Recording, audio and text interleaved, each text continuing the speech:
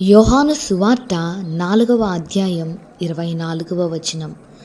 దేవుడు ఆత్మ గనుక ఆయనను ఆరాధించువారు ఆత్మతోనూ సత్యముతోనూ ఆరాధింపవలెను. దేవుడు ఆత్మ అయ్యుంటున్నాడు. ఒకవేళ నీవు ఆరాధిస్తున్న ఏ ప్రదేశమైనా కావచ్చు, దేవుడు ఆయన స్వరూపముతో నీ ముందు కనిపించకపోయినా ఒక ఆత్మ స్వరూపిగా నిన్ను చూస్తున్నాడన్న ఉద్దేశముతో నీవు ఆత్మతో సత్యముతో కూడినటువంటి ఆరాధన నీవు దేవునికి సమర్పించినట్లయితే అది నిజమైన ఆరాధన. ఈ సమయంలో నాతో కలిసి మీరందరూ ఆరాధిస్తారా? Jesus, hallelujah.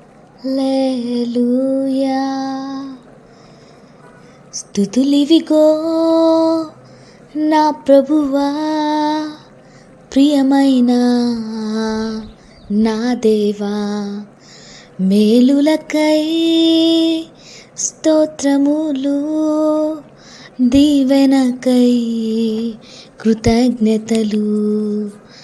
శుద్ధుడా పరిశుద్ధుడా నిన్నే కీర్తించెదన్, పూర్ణుడా పరిపూర్ణుడా నిన్నే కొలిచెదన్.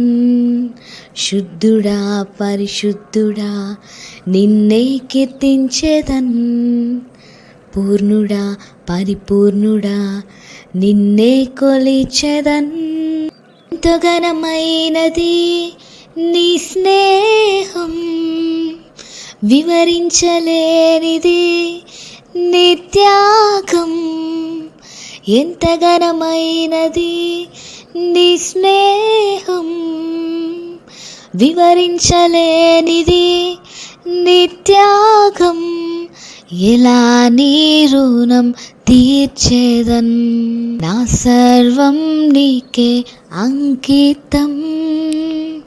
స్తుతులివిగో నా ప్రభువా, ప్రియమైన నా దేవా.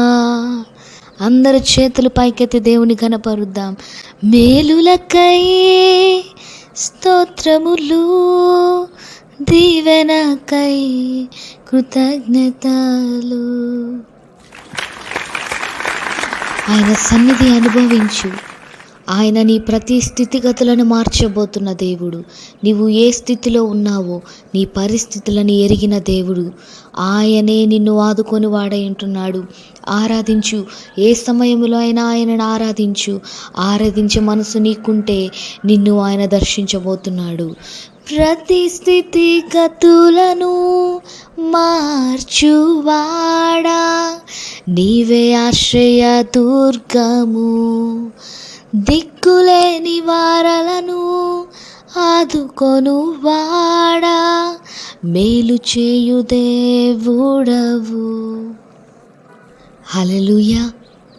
ఏ సమయమందైనా ఏ పరిస్థితుల గుండా మనం వెళుతున్నా దేవునిని ఆరాధిస్తే, ఆరాధించే మనసు నీకున్నట్లయితే అన్ని విషయాల్లో ఏ మనుషులు కూడా నీ మాట వినకపోయినా ఆయన మాత్రం నీ మాట వినే దేవుడు.